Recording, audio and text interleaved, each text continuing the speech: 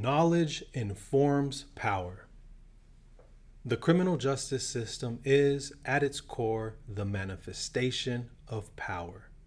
It's power incarnate. Officers, judges, the prison staff embody power. The criminal justice system is also power institutionalized. Police departments, courthouses, and the prison archipelago reinforce power. What we do here at the university is research the ways in which this manifestation of power called the criminal justice system comes from somewhere. I only want to spend a few minutes on this video, so let me focus on this. The criminal justice system that we have with us today comes from ideas. Ideas about crime, law, and justice. That is to say, knowledge about crime, law, and justice inform the kind of criminal justice system that we'll have. Knowledge tells power how to think.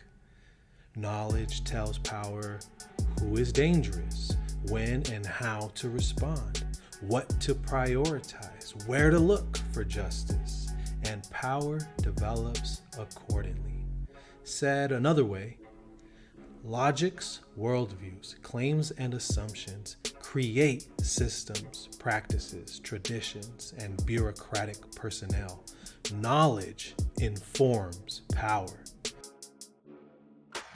And for far too long, knowledge about crime, law, and justice has been created by those who have little to no interest in transforming the world into a better place for all. For far too long, power has been informed by forms of knowledge that perpetuate injustices against Black and Indigenous people of color, sexual minorities, gender nonconformists, migrant populations, the mass of economically insecure, and the global South. For far too long, white supremacist logics, worldviews, claims, and assumptions have been at the heart of the knowledge that informs the kind of criminal justice system that we have with us today. The annual review of criminal justice studies aims to change that. Our mission and charge is to cultivate critical and insurgent forms of knowledge for the sake of promoting actually just systems of crime, law, and accountability.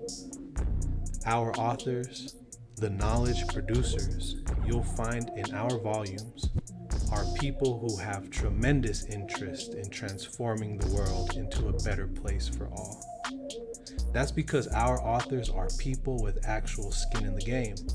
They come from communities that have been historically excluded from the processes of knowledge production. They have lived experiences of the manifestations of power that we must address. Their insights and varied forms of knowledge can be found here. In the pages of our journal, you'll see how our authors have turned the opportunity of higher education into a political practice and an ethical responsibility. Collectively, their work aims to undo prevailing narratives, question assumptions, and confront inherent biases within the systems that govern our lives. I am confident that the knowledge they produce has the potential to affect meaningful change in our world.